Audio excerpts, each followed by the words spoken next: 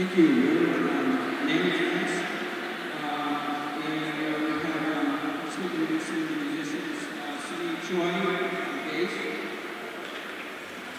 Good job. You can be talking all day, so let's get focused on it, okay? We have Izzy on trumpet.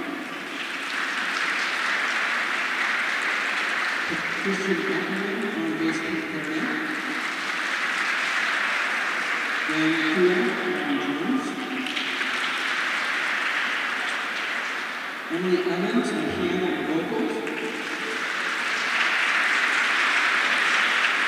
I'm a player, and I'm just a pleasure to play for you. Thank you.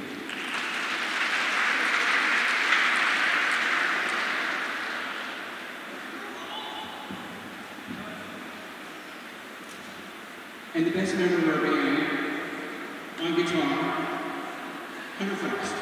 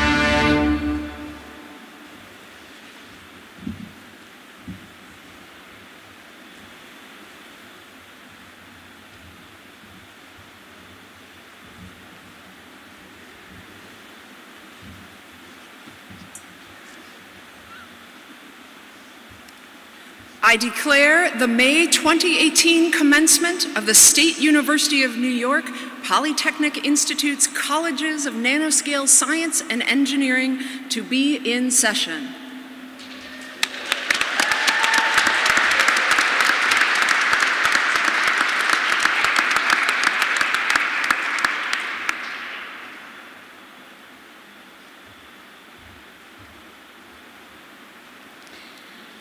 Good morning and welcome. I'm Dr. Shadi Shahidipur Sandvik, Dean of Graduate Studies at SUNY Poly. Please remain standing for our national anthem. The national anthem will be performed by Caroline Hersney.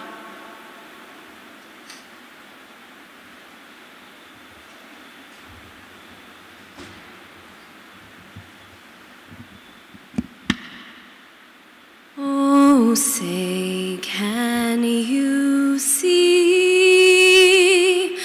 by the dawn's early light what so proudly we hailed at the twilight's last gleaming, whose broad stripes and bright stars through the perilous fight o'er the ramparts we watched were so gallantly streaming, and the rocket's red glare, the bombs bursting in air, gave proof through the night that our flag was still there. Oh, say does that star-spangled banner yet wave o'er the land of the free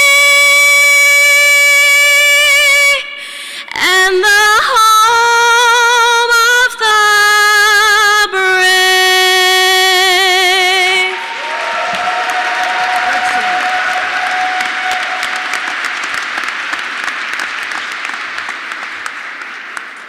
Please be seated.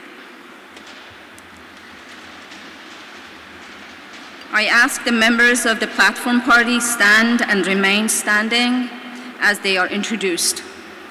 Please hold your applause until all are recognized. Dr. Kathleen Dunn, Maceburg, an Associate Head and Associate Professor, Nanoscience Constellation. Dr. Michael Manning, Vice President for Enrollment Management. Dr. Fernando Gomez, SUNY Poly alum. Mr. James Dillon, soon to be doctor, but not yet. Mr. James Dillon, graduate student, government president. Dr. Alan Diebold, Dean of the College of Nanoscale Science. Dr. Michael Carpenter, Dean of the College of Nanoscale Engineering and Technology Innovation. Ms. Megan Getman, Registrar. Dr. Donald Hansen, Chair of College Council. Dr. James Castricane, Professor and Head, Nanobioscience Constellation. Dr. Douglas Scrose, President, New York Creates and 2018 Commencement Speaker. Dr. Bhagat Samakia, President. Please be seated.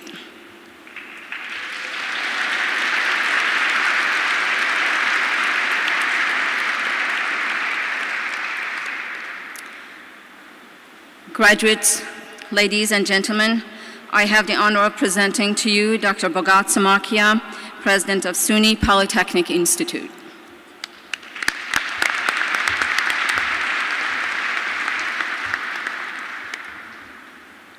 Good morning. It's wonderful to see our graduates, faculty, and staff members here today. I'd like to extend a warm welcome to our guests and to our keynote speaker, Dr. Doug Gross. My name is Bhagat Samakia. I've been the interim president here at SUNY Poly since January of 2017.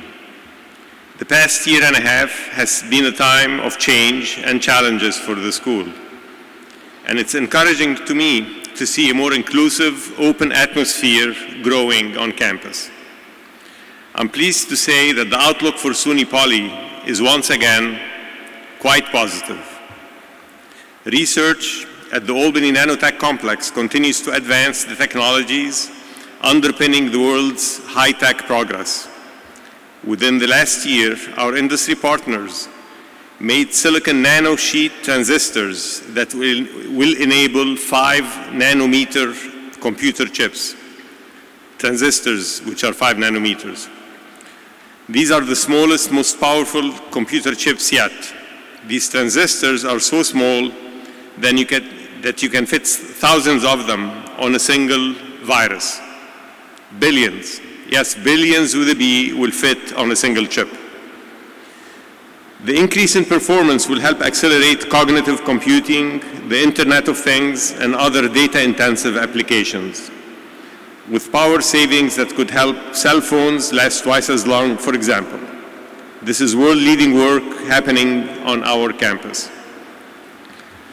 Our graduate program is poised for growth with the hiring of our first graduate dean, and several new master's degrees are in the works. Our partners from government, academia, and private industry are back at the table, talking to us and engaging with us on research projects, workforce development initiatives, and other key topics. When first-year students moved into campus this academic year from all across the United States and from more than 20 countries, they marked the largest incoming class in our institution's history. This is a testament to SUNY's poly-relevant, hands-on educational programs. Indeed, we're now ranked 15th among regional universities in the North by US News and World Report. Why do I mention these accomplishments today? There are really 2 reasons. First, we're here because of your work. Our remarkable students, our talented faculty, and our dedicated staff have made these achievements possible. It takes a strong team to make all of this happen. When this year's seniors arrived on campus, we were ranked 106th on that same US News list. Your hard work in these 4 short years brought us to where we stand today. Please give yourselves a round of applause.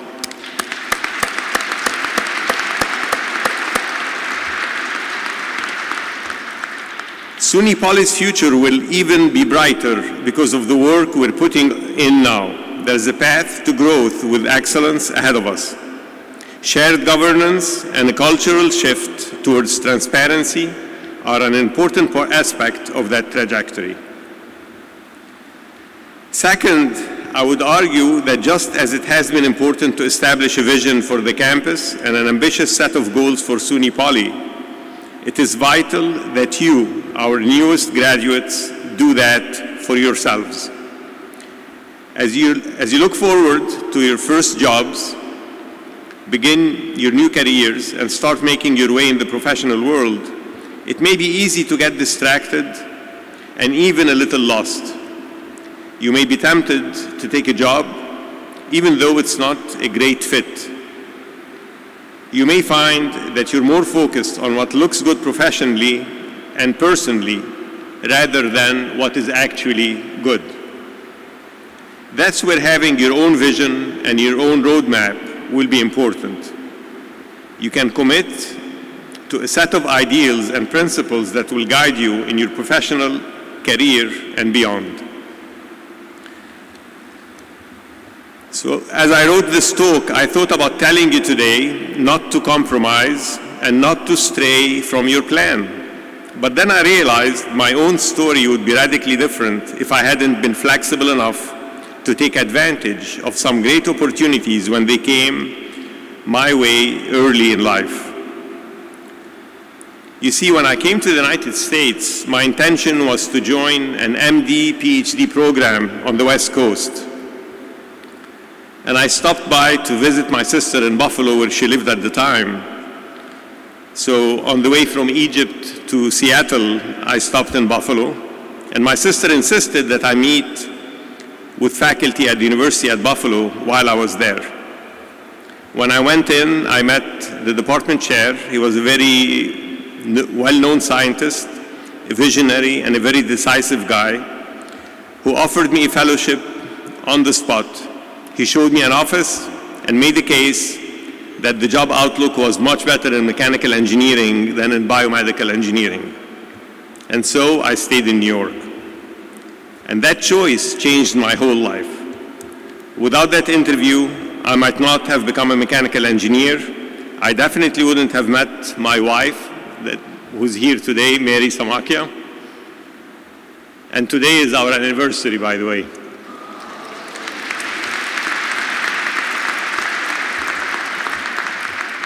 I knew that would get me, at least that would get me a round of applause. And odds are excellent that I would not have been giving this speech here today.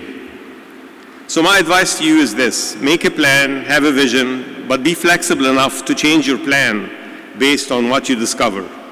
That's what I did after graduation too. I was interested in academia, but I decided to go to industry first. I thought I would stay in industry for a few years, maybe up to a decade. I ended up spending 14 years at IBM before I left and came back to academia. During those years, I was lucky to serve with some outstanding managers, and I continued to develop principles that continue to guide me till today. I'm going to share some of these principles with you today, and I'd like to encourage you to think about those and others that you may add to your list. For me, these 5 ideals have turned out to be the most important. First, be transparent. Second, don't be afraid to volunteer for difficult tasks. Work hard, surround yourself with good people, and when you succeed, share your successes. When I talk about transparency, what I mean is this: do not hide bad news from those who need to know. Do your utmost to help a project succeed and succeed the first time, but if it fails, and some projects will fail, then no amount of cover-up will turn it into success. Acknowledge the problems and acknowledge the bad news and get help. Ask people to work with you. This is true whether you're running a lab experiment or whether you're in a sales meeting. It's the fundamental first step towards fixing and addressing problems. Does this mean that you only want to take on jobs that are guaranteed to succeed? Absolutely not. You grow by volunteering to do difficult things. At IBM, I gained a reputation for my willingness to confront big challenges. When we take on these tasks, we force ourselves to learn new things, to communicate better, and to work with new people, and to gain new perspectives. And this is where the hard work begins. What's not working? How will we change it? Can we think our way through it? Improve our understanding of the entire system and the people in it. Maybe you'll need to put in some long hours as you work through the challenges. But at that point, you'll see how vital it is that you surround yourself with good people. When you've established trust in your colleagues, your boss, and the team you're working for, a big project is nothing to be scared of. You can rely on each other and know that everyone is pushing towards the same goals and objectives. Once you've reached that goal, it's time to share your success. Give credit where credit is due, and make those who worked with you get the success that they deserve. Does this sound tough? It is. And what's more important is that once you're done, you're not really done. You start all over again. Over time, you will come to see the joy in working with an excellent team that operates with transparency, doesn't hesitate to take on challenges, and shares credit when credit is due. That's the experience I wish for each of you. It's the path I see SUNY Poly taking in the future, and it's the standard that will continue to guide me in my own work as well. So congratulations on the milestone accomplishment that you're celebrating today. I hope your SUNY Poly degree will get you the foundation of a good and rewarding career. I'm leaving campus soon too, and I believe that we'll all look back on these months and on the challenges that we faced here with pride. Thank you.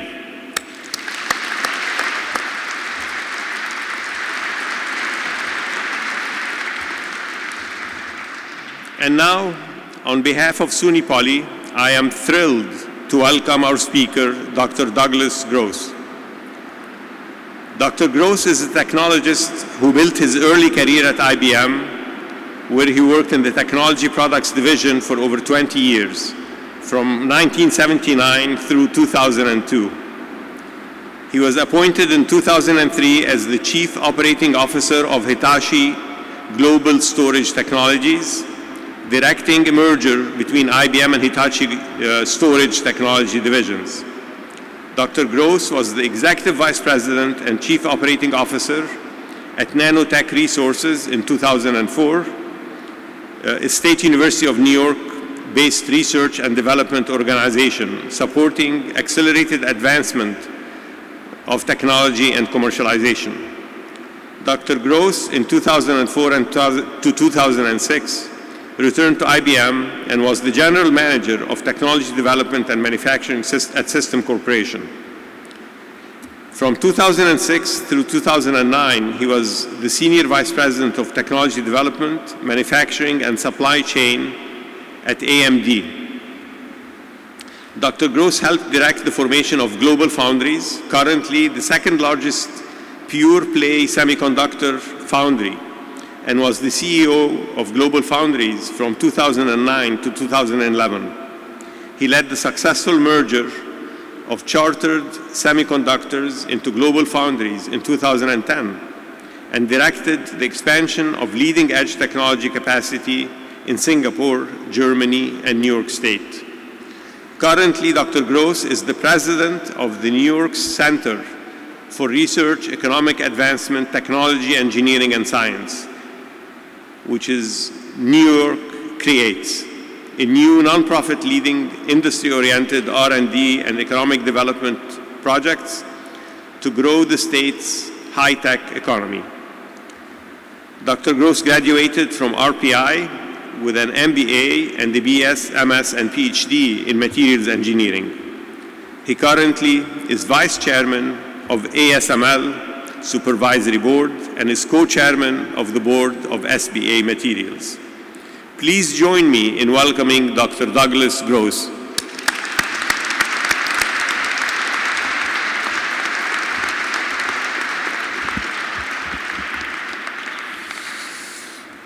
Well, good morning to everyone. It's really my pleasure to be here today on this very special day with all of you. I want to thank President Samakia, members of the platform, the faculty and staff of SUNY Polytechnic. It's my distinct honor to join the families and friends and the loved ones that are here today to celebrate the SUNY Polytechnic Institute Class of 2018. But most of all, my congratulations to all the students graduating today. This is a day full of unlimited possibilities. It demonstrates your tremendous ambition to achieve. Well done. As with any career, just as President Samakia was talking about, the journey begins and is guided by who surround you: family, friends, teachers. Please thank your support groups, because we're only as good as the people we surround ourselves with, whether they're family, friends, or mentors.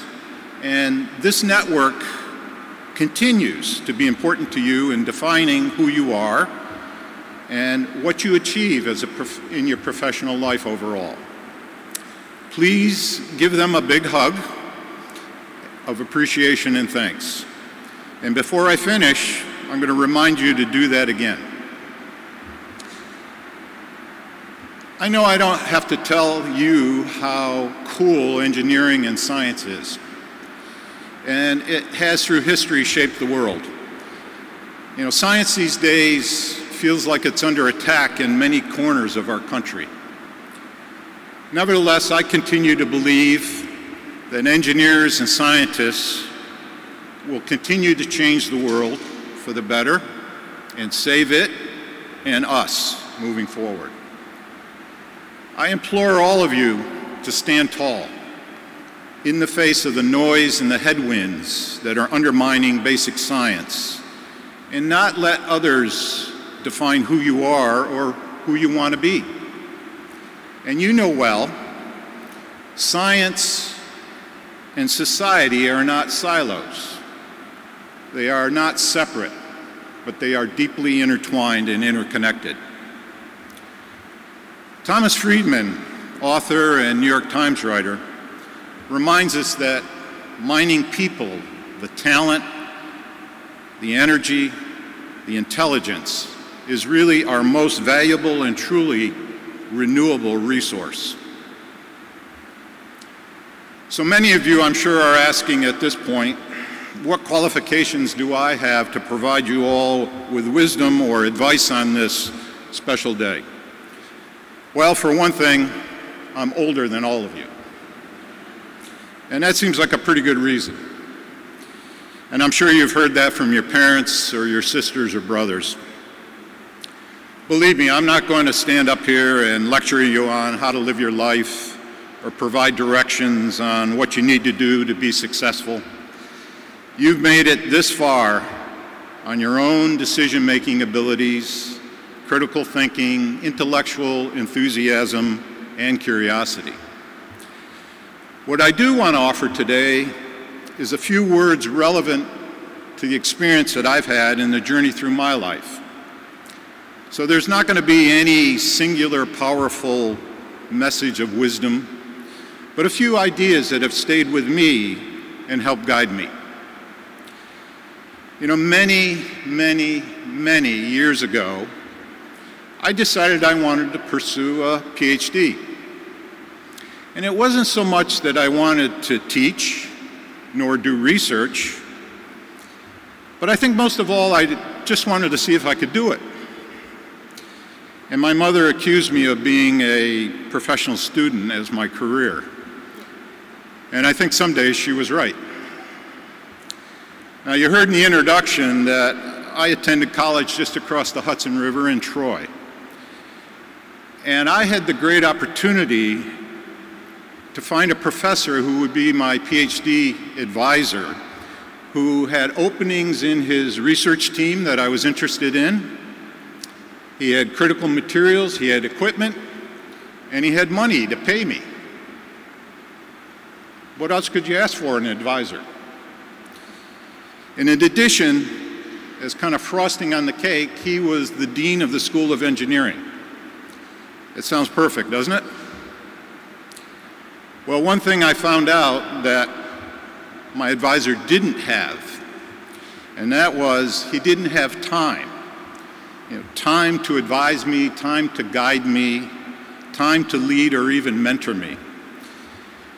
And I learned very quickly that I needed to trust my own judgment, to be pragmatic, to move forward every day, and to make progress in this uncertain pursuit of a PhD. And that's not necessarily easy for somebody who's growing up in the turbulent 1970s, believe me. And that didn't mean that every day was a success. You know, I had to develop my own network to learn from other professors, other students, and other people who helped me move and make forward progress. You know, you don't know it at the time, in facing challenges like that, you start to develop elements of your own leadership style.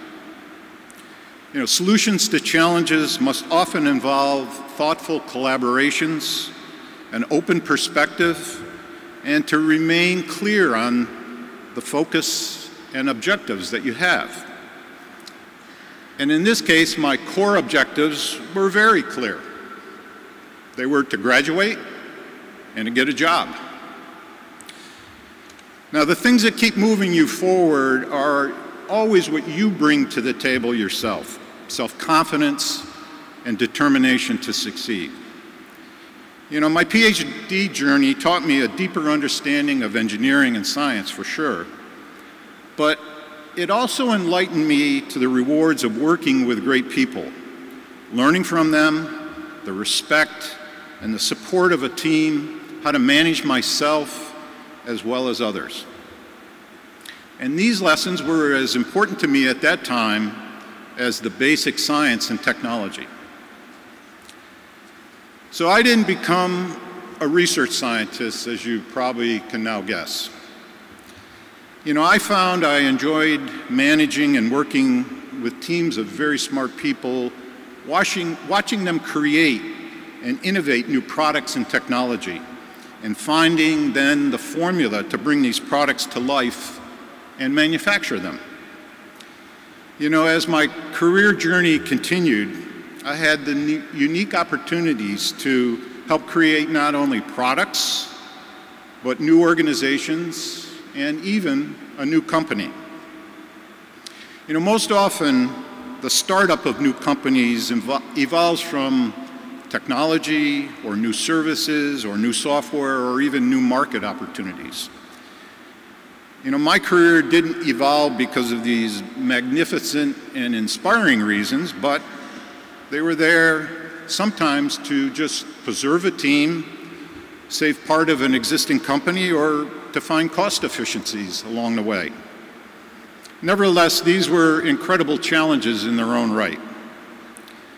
Now, soon after leaving IBM for the second time, I joined Advanced Micro Devices, or AMD.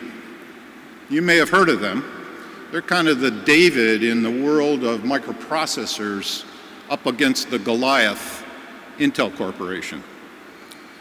Now, I soon learned after arriving at AMD, they didn't have the money to continue to invest in leading-edge semiconductor and technology and manufacturing for the competitive products that they needed to compete with Intel.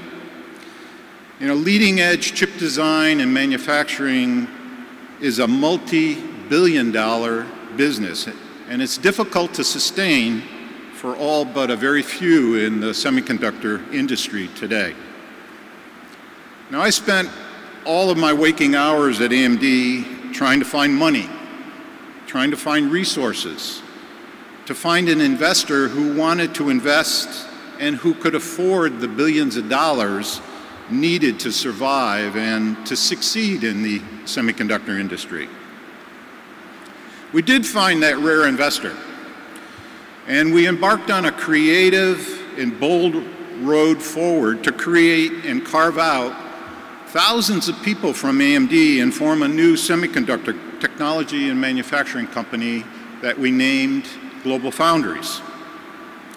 Again, in my life, I found there was no treasure map, no iOS or Android app to guide us in this journey. You know, what I did find was the importance of recruiting and hiring the very best people as fast as possible became all-encompassing to me. To form this startup that we call GlobalFoundries, we took a large part of the AMD employee base, about 7,000 people. Nevertheless, we had many critical gaps necessary to compete at a company in this industry. We were missing salespeople, we were missing some finance, design, and as you know, startups are typically tens or maybe hundreds of people that all sit in the same office as they launch and grow the company. We were thousands of people spread across the globe in multiple locations.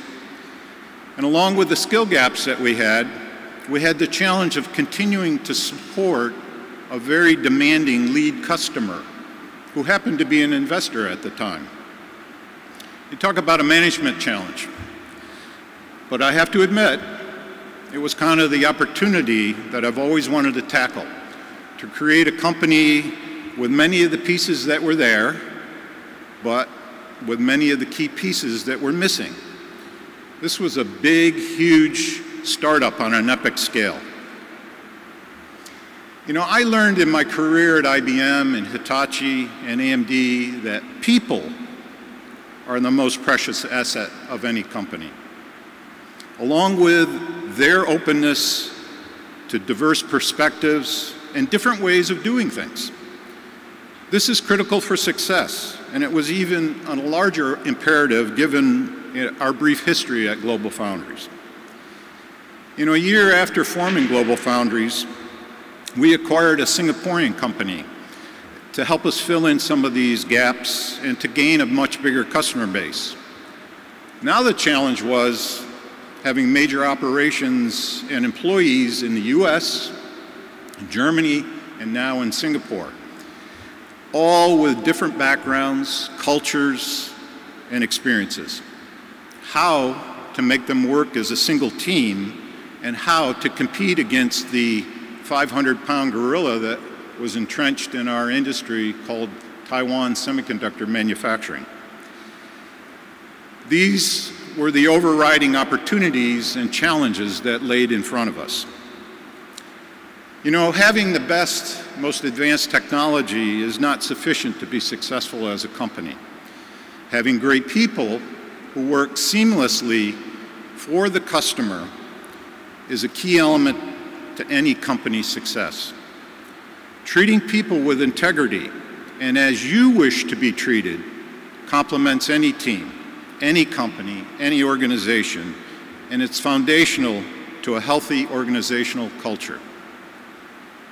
There's an importance to cultural tolerance in looking at your own personal and organizational differences as strengths.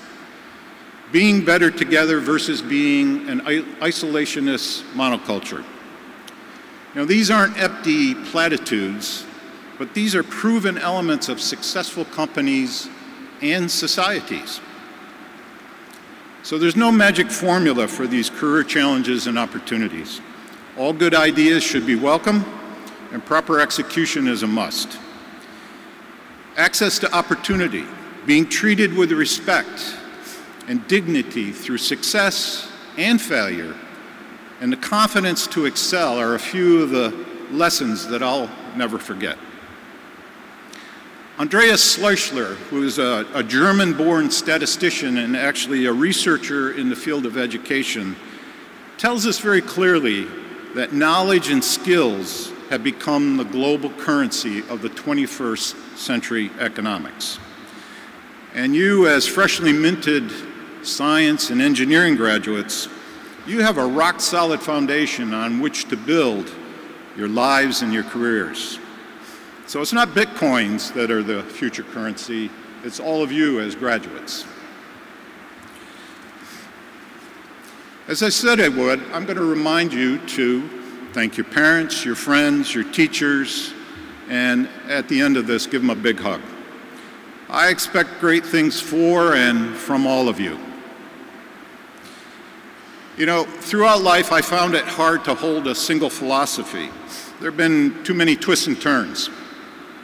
You know, our ideologies change, our influences change, and our perspectives change. Nevertheless, one enduring thought has guided me always. There was a famous philosopher who happened to be a baseball player, who happened to coach the New York Mets and the New York Yankees. His name was Yogi Berra. You know, Yogi had a way with words like very few other people. His messages were often impromptu, pithy, and unintentionally wise. And he articulated a simple philosophy in the statement, that when you come to the fork in the road, take it. In other words, keep moving forward. Now, I've experienced many forks in the road of life, and they've added positively to who I am, both professionally and personally. And I encourage all of you to embrace these forks in the road of life as they come at you. I want to thank all of you for the opportunity to be with you on this very special day of new beginnings. Best wishes to all of you as you start this incredible journey in the next stages of your life. Have fun and learn how to master those forks in the road as they come at you. Thank you.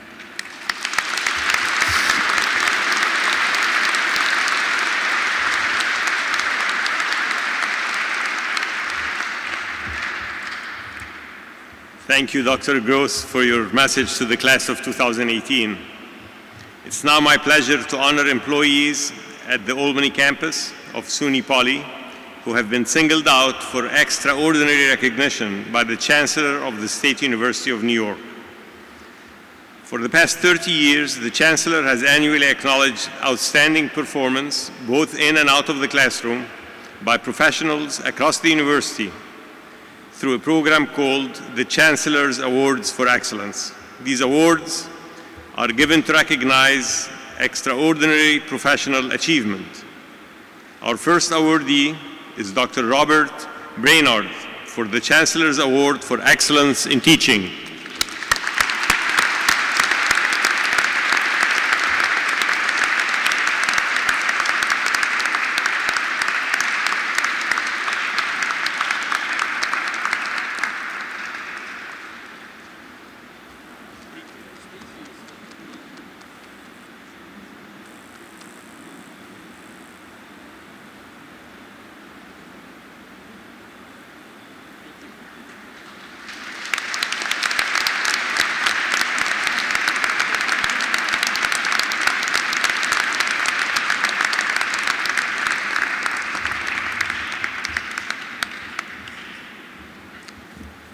Our second awardee is Dr. Nathaniel Cady for the Chancellor's Award for Excellence in Scholarship and Creative Activities.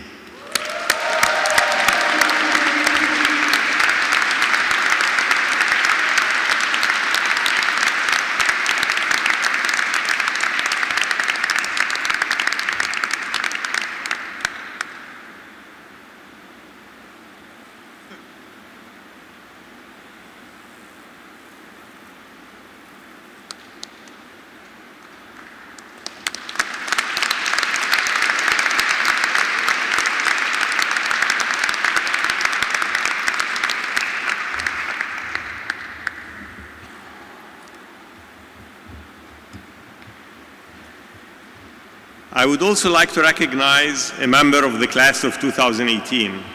The prestigious President's Award is presented to a graduated student who has distinguished academic record, has demonstrated leadership, and exhibits exceptional standards and moral character.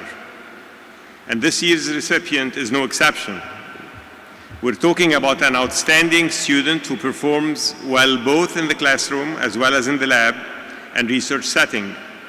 Majoring in nanoscale engineering, her exceptional skills as a leader are evident with each project, approaching those projects with great enthusiasm as well as great depth of scientific inquiry and interest.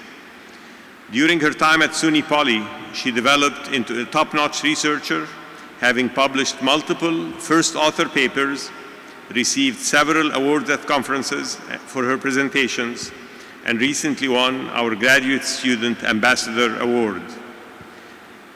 She's joined Boston Scientific as a research engineer developing advanced exploratory medical devices. Ladies and gentlemen, please join me in recognizing this year's Presidential Award winner, Lawrence Farkas Lideker.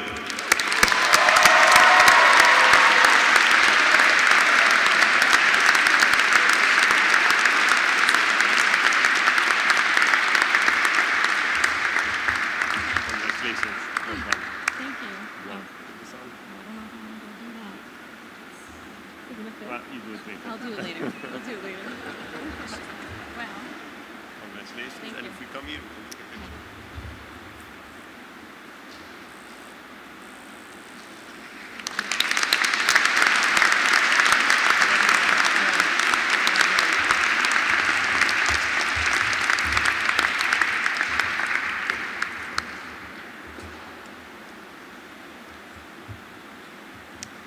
So, candidates for degrees, the moment you've labored so long for and awaited with great anticipation is at hand.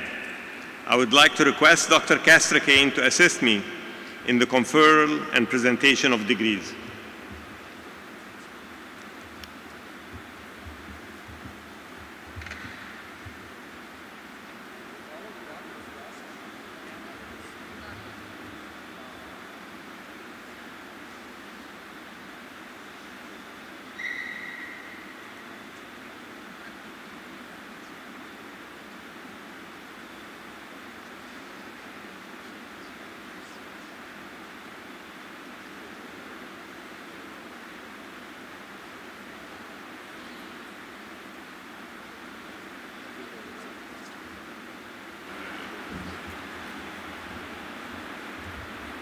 Okay, pardon our glitch. Okay, will all of the Doctor of Philosophy degree candidates please rise? Mr. President, these candidates have satisfied, subject to verification, the respective requirements for the degrees, either from SUNY Poly or the University at Albany. Upon recommendation of the faculty and the Graduate Council, I now present them to you for the conferring of the degrees.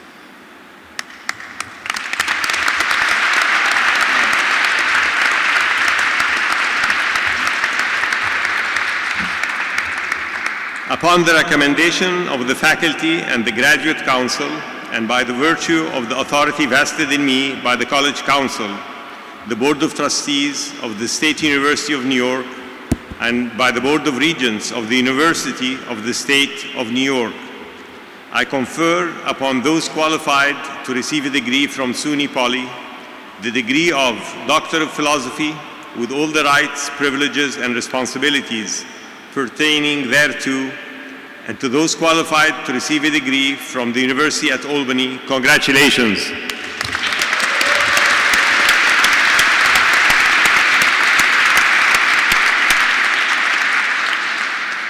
I'll use my loud voice. Please be seated. Candidates are asked to rise when called by academic program and to remain standing until directed to move forward.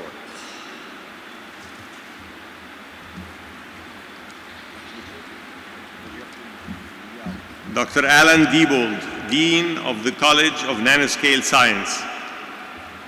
Mr. President, will the graduates for the following degree please rise?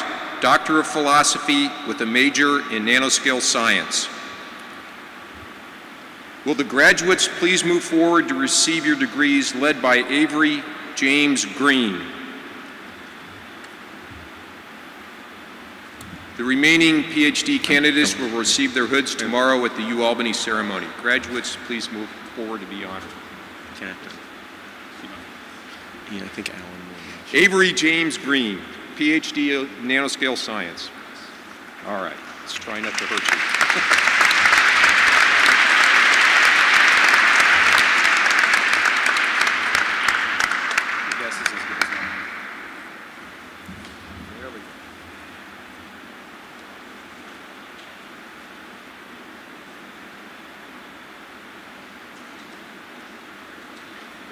Okay.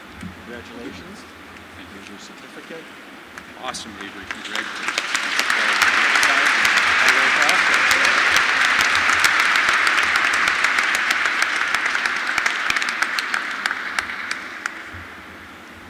Graduates, please move. Tyler, how are you? Tyler Rutley Mole, PhD, nanoscale science.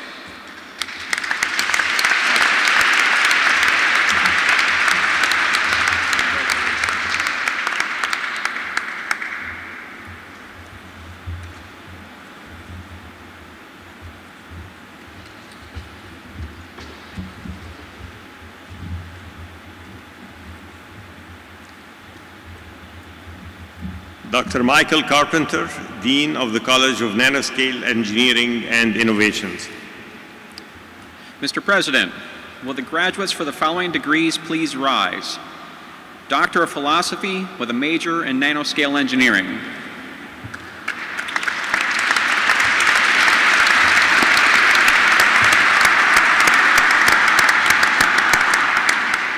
Will the candidates please move forward to receive your degrees, led by Lauren Svakis Leidecker, and joined by Dr. Casterkane.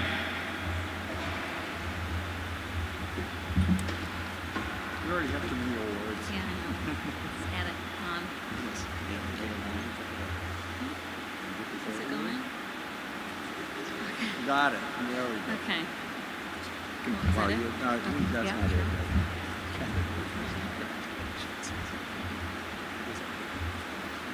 Sahir Udin Alamgir.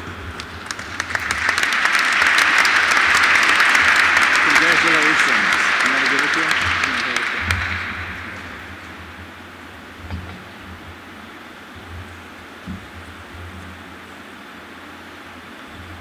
Stephanie Marie Curley. Big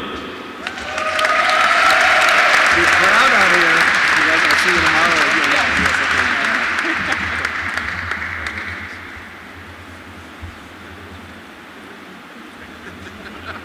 Sorry.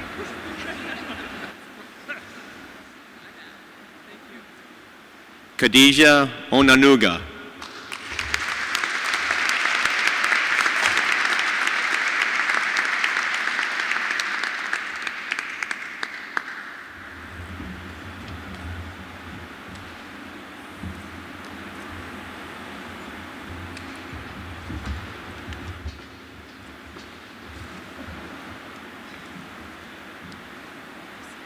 Restart.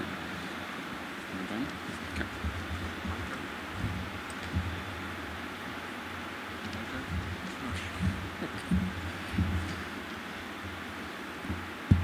My microphone is on now. It's good. All candidates for the Master of Science degrees, please rise. Masters of Science.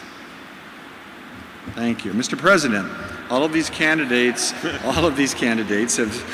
If you're not sure, stand up anyway.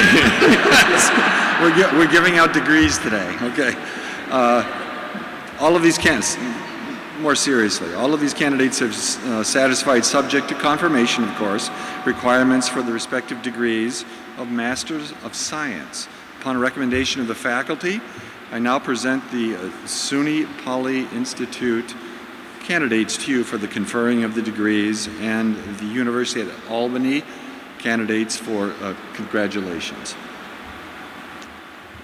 Upon the recommendation of the faculty and the Graduate Council, and by virtue of the authority vested in me by the College Council, the Board of Trustees of the State University of New York, and the Board of Regents of the University of the State of New York, I confer on those qualified to receive a degree from SUNY Polytechnic Institute the degree of Master of Science, with all the rights, privileges, and responsibilities pertaining thereto, and to those qualified to receive a degree from the University at Albany, congratulations.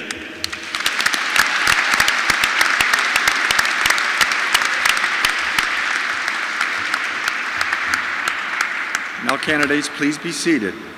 You'll be asked to rise when called by academic program, and then to remain standing until directed to move forward.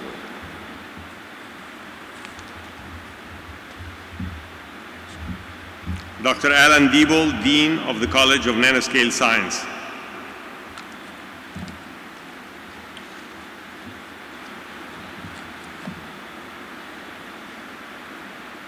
Mr. President, will the graduates for the following degree please wrong page. Mr. President, will the candidates for the following degree please rise? Master of Science with a major in Nanoscale Science. Candidates, please move forward to receive your certificates.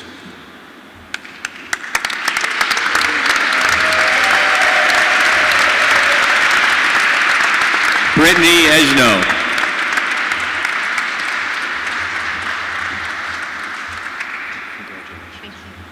Great job. Congratulations. Thank you. Yes.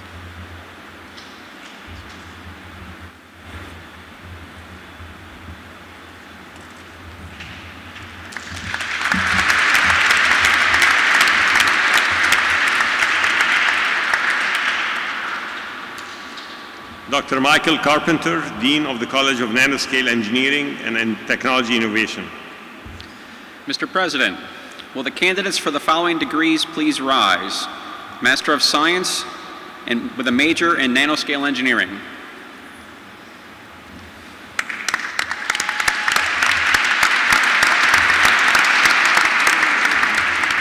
Candidates, please move forward to receive your certificates.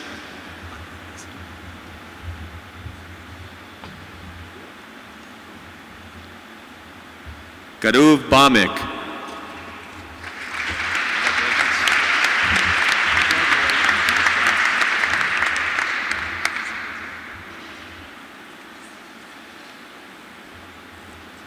Suruj Kual.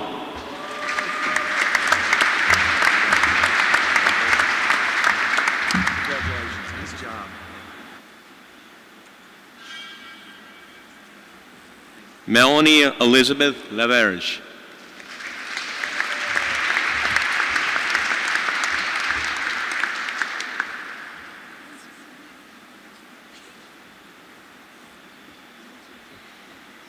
Deborah Noble.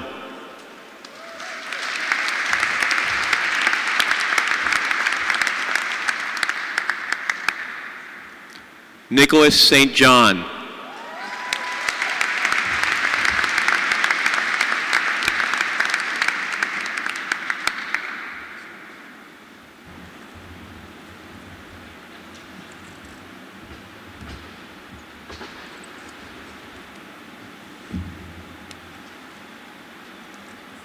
Jim. I'm on my way.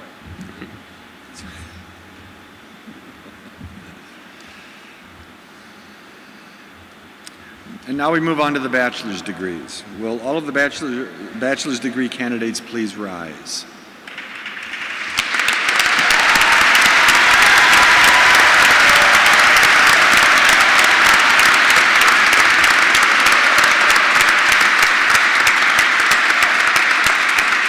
Mr. President, all of these candidates have satisfied, subject to confirmation, the requirements for the respective degrees of Bachelor of Science. Upon recommendation from our faculty, I now present the SUNY Polytechnic Institute candidates to you for the conferring of the degrees and the University at Albany candidates for congratulations. Upon the recommendation of the faculty, and by virtue of the authority vested in me by the College Council, the Board of Trustees of the State University of New York, and the Board of Regents of the University of the State of New York, I confer on those qualified to receive a degree from SUNY Polytechnic Institute, the degrees of Bachelor of Science, with all the rights, privileges, and responsibilities pertaining thereto. And to those qualified to receive a degree from the University at Albany, congratulations.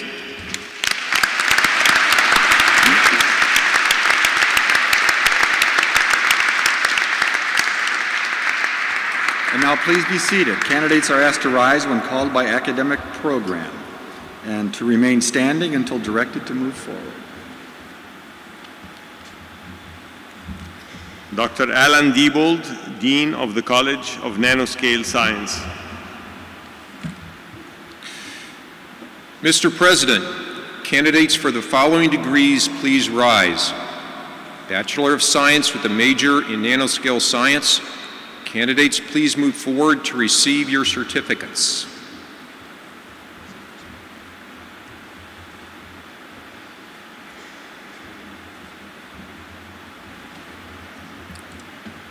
Roger John Eric Reinertson.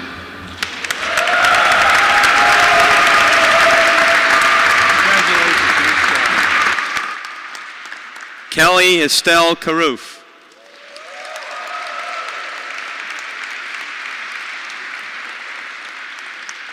Brittany Rose Ejno.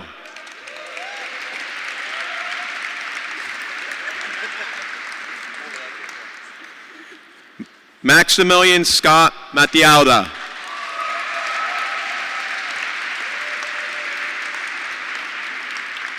Lucas Katko.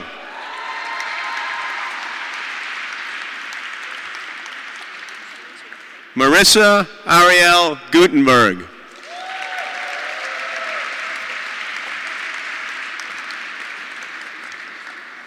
William Eugene Gasperi.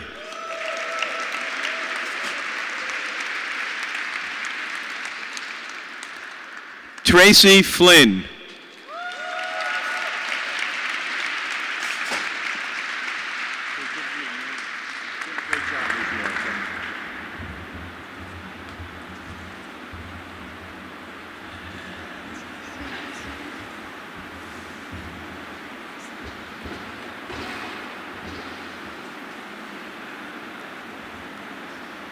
Dr. Michael Carpenter, Dean of the College of Nanoscale Engineering and Technology Innovation. Mr. President, candidates for the following degrees, please rise. Bachelor of Science with a major in Nanoscale Engineering.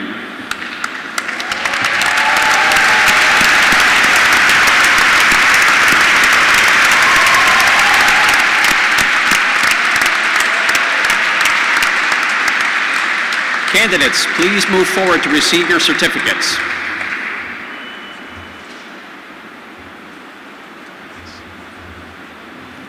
Matthew Joseph Rivera.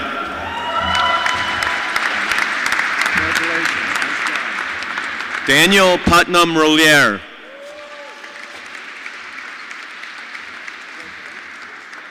Austin Woodman Clark.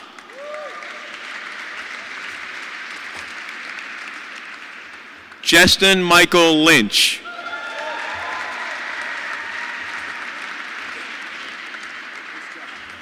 Levi Brewster.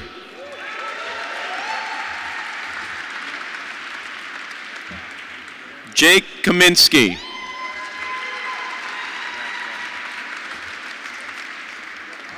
Kevin Tushar Shah.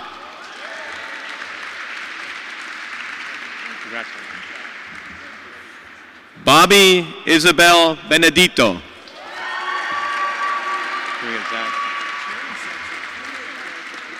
Zachary Gaser.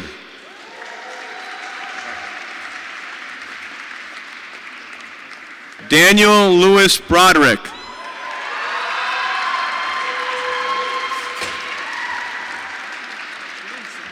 Tyler Stephen Rexhouse.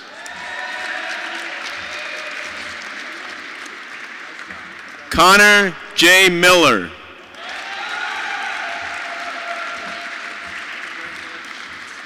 Nicholas Glenn Paris.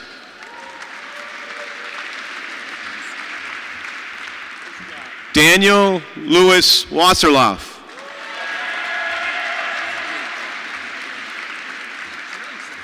Catherine Violet Niles.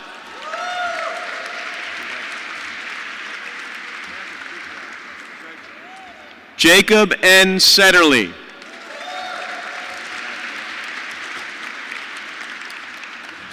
Philip William Schuler.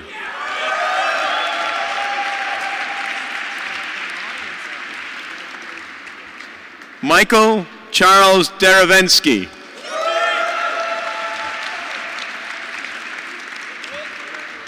Daniel Moore Pennick.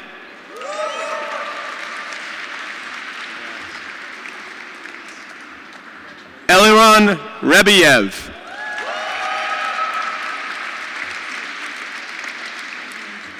Alexander Filipov.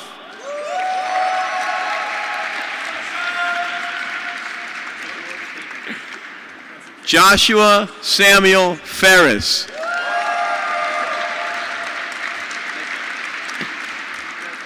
David Charles Lonstein.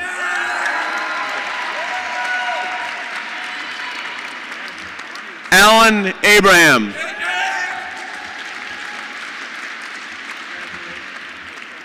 Bhagayashri Jamadagni.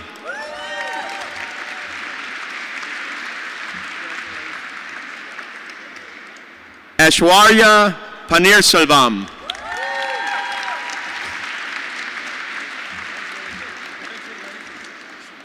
Rini Johnson Tadaparty.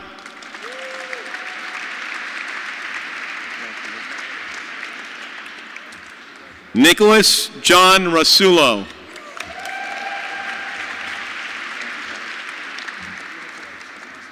Alexander Ryan Hartwell.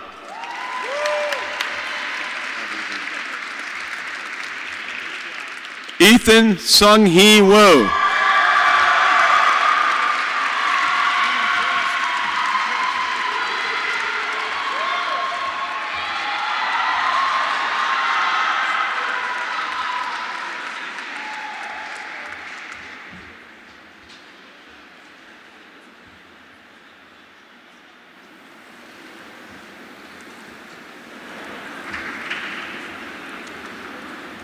I would like you to now please join me in welcoming Dr. Fernando Gomez Baquero, alumnus representative.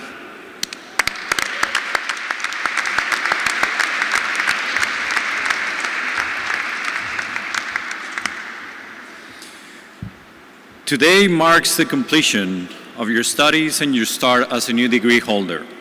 It is our hope that you will always be proud of SUNY Poly, just as we are proud of you, and that you will carry the name of this institution with you as you find success in the future. As students, you had the opportunity to shape the direction of SUNY Poly through the student government. As graduates, you can build on the SUNY Poly legacy through the Alumni Association. We hope you will become involved in the Alumni Association as it addresses alumni needs and helps shape SUNY Poly in the years ahead. Will all graduates please rise? On behalf of the Alumni Association, I congratulate you on the completion of your courses and for receiving the degrees that you have earned. It is my privilege and honor to lead you in a tangible gesture that symbolizes your passage from the status of students to that of graduates and alumni. At this time, will you all move the tassel on your cap from your right side to the left, please.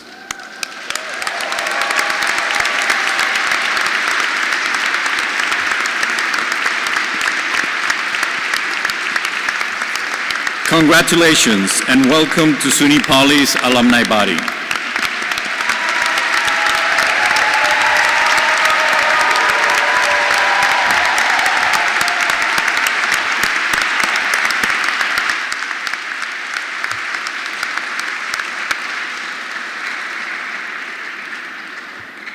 At the conclusion of our ceremony, you're cordially welcome to a reception. I would like to acknowledge Dr. Robert Brainard and the SUNY Poly Jazz Band for their outstanding musical entertainment. Give them a round of applause.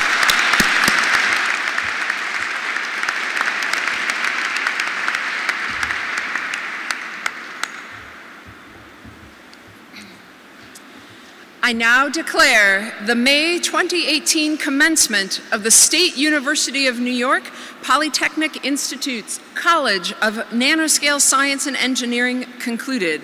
Will guests and visitors please remain standing at their seats until the recessional has been completed?